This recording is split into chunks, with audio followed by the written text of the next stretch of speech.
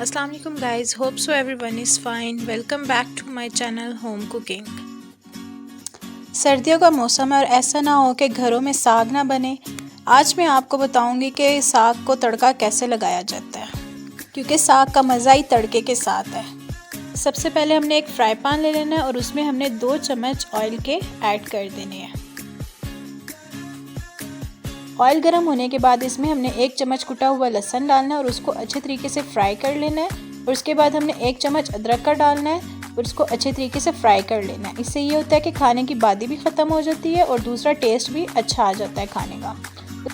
लहसुन और अदरक को हमने अच्छे तरीके से फ्राई कर लेना है ताकि इसका कच्चापन ख़त्म हो जाए। और उसके बाद हमने 1 चम्मच हरी मिर्च का ऐड कर देना है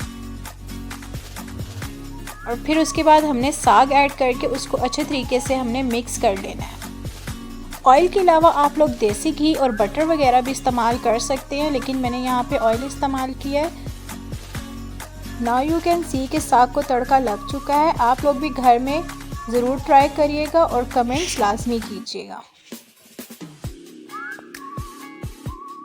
Thanks for watching. If you like my recipe, don't forget to subscribe my channel Home Cooking. Okay, take care. Allah Hafiz.